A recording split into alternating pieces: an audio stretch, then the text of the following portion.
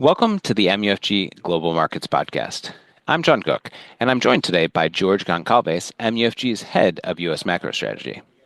It's Tuesday, May 6th, 2025. Welcome back to the podcast, George. Hey, John, great to be back. Good to have you. So all eyes on the FOMC meeting this week. And for our listeners' benefit, we're recording this episode on Tuesday, May 6th, and the conclusion of the FOMC meeting is on Wednesday, May 7th, with the release of the FOMC statement as well as Chair Powell's accompanying press conference. Again, no summary of economic projections. But before we jump into the Fed, let's catch up on what is a pretty heavy slate of developments across the macro and markets landscape.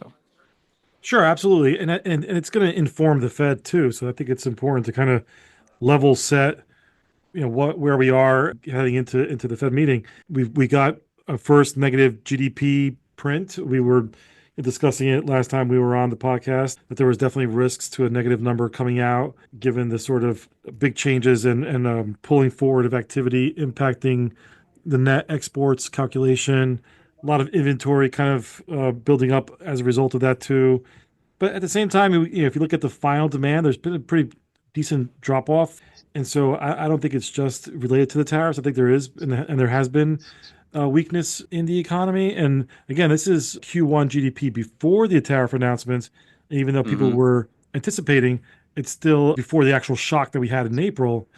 And then we also have gotten another NFP report under our belt. There was some trepidation going into the number, concerns that it might start to capture some of this declines in government jobs that have been impacted by the Doge effect, or just in general, just the shock from the tariff announcements. And in fact, the number surprised to the upside. So been a lot of sort of kind of macro developments.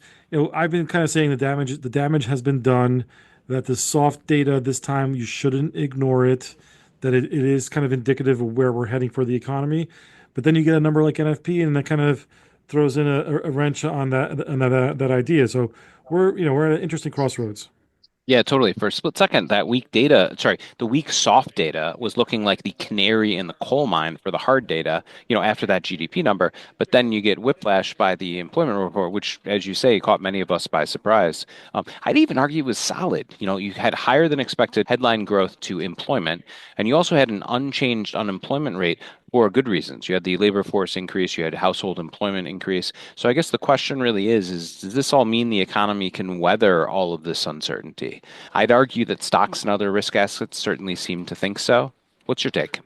Yeah, look, I think what's been interesting, I mean, equities have clearly, well, notwithstanding the last few days of kind of giving back some of the gains, but there was a 9-day winning streak in equities, largely recouping the losses coming out of the Liberation Day downdraft that happened earlier in April. But you were not getting the commensurate moves in a similar fashion for like leverage loans, high yield, the more credit sensitive sides of the financial landscape still hasn't fully recovered. And then we've had a lot of volatility in rates. We've had, attempts at rallying to new lows in the front end of the 2 year, then giving all that back and then some around the NFP print.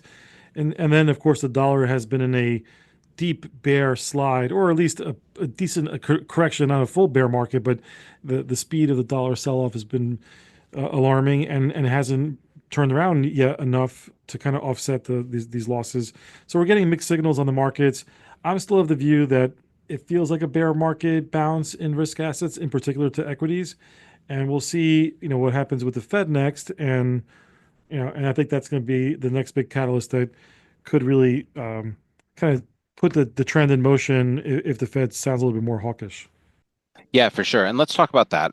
So you bring us back to the Fed. You and your team recently published your May FOMC preview entitled Inaction is Action.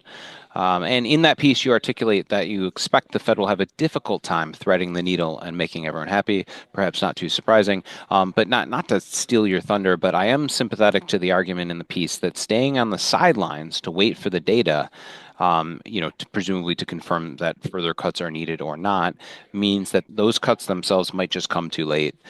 tell our listeners what they should expect from the FOMC statement, as well as Chair Powell's press conference. Again, no summary of economic perceptions, but also, where could you be wrong? What are some of the other scenarios you could see playing out? And obviously, accompanying market reaction would be helpful as well.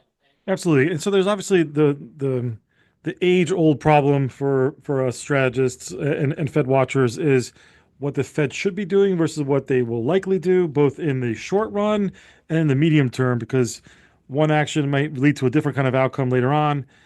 Going into this May meeting, I was of the view that if the data would continue to show signs of weakness, that the Fed would signal more of a dovish message, but kind of on second thought, thinking about the kind of pressure they've been under, as well as really they don't feel like they have the totality of the data, that we might likely get a repeat of the March statement where they took out the removal of the kind of balance of risk assessment and they moved to stating that the outlook is uncertain.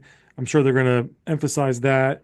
And then if Chair Powell mentions they're still waiting and seeing, and if that's the approach they take, and if he really goes even one step further and dismisses that Q1 GDP wasn't that bad, that would really be really hawkish and kind of suggest that they want to be on hold for even longer than just another meeting. And I think that's where I would be wrong in terms of our medium term house view, which we still have the June cut in place. Market expectations have taken probabilities well under 50%, somewhere hovering around 30%. If the Fed wants to bring that back to balance, they would deliver a dovish message. But I think that most likely we're going to get more of a hawkish message tomorrow after the Fed statement is released, as well as the press conference.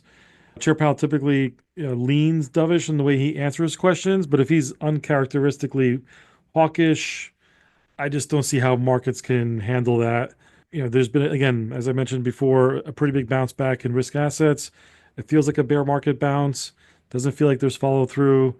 If the Fed doesn't, thread the needle right and comes across a little bit hawkish or even outright hawkish, I think you get another final leg lower, which ironically might then motivate them to cut in June and July if that financial conditions tightening were to only exacerbate the sort of skittishness on the part of consumers and investors.